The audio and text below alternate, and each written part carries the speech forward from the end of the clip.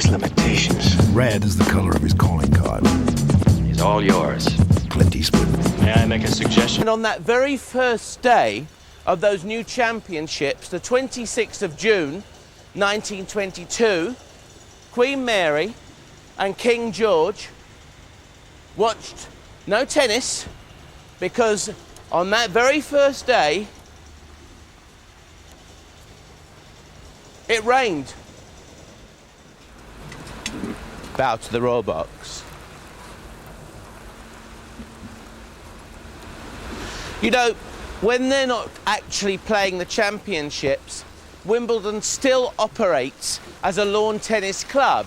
There's over 300 members, but you have to have, you know, you have to be quite good, basically. I mean, I'd never get in. In fact, I find it very difficult to get into Ealing Lawn Tennis Club, Ealing Northern Sports Ground, to be exact.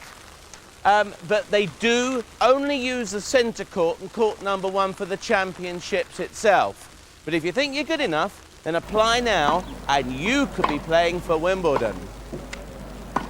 But through these doors is where all the most famous tennis players ever have actually walked to meet their match on the centre court. And up there is where all of the broadcasts are done from. You know, dear old Fred Perry, when he used to commentate for the BBC, from all over the world, that's where the broadcasting takes place. Wimbledon is updating itself. Here's the old number 1 court. Not much left of it now, is there?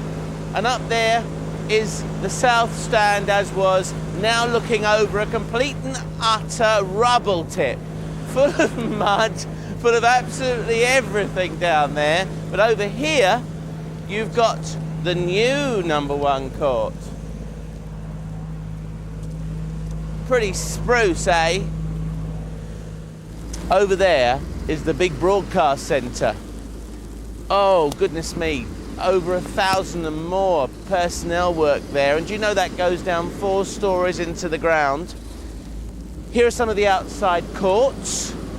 And the players are going to have new blocks just there, you know, to get themselves sorted out where the old number 1 court was. And there's going to be an underground tunnel that comes under here and links to the new number 1 court, so they can avoid the crowds, so they can avoid the rain, and so they can avoid the strawberries and cream and the champagne, if they're that way inclined. Gotta watch those hips. I've just found a little bit of Wimbledon objet d'art. It's Sunday the 6th of July 1997, intended order of play, and it's the final of the gentlemen's singles between Pete Sampras and a French gentleman called Pioline. But it was in 1997 also, on the 23rd of June, that this new number 1 court was opened. And Tim Henman, the golden boy of British tennis, walked out to play the very first match on the centre court's younger brother or sister. And guess what? That's right, it rained.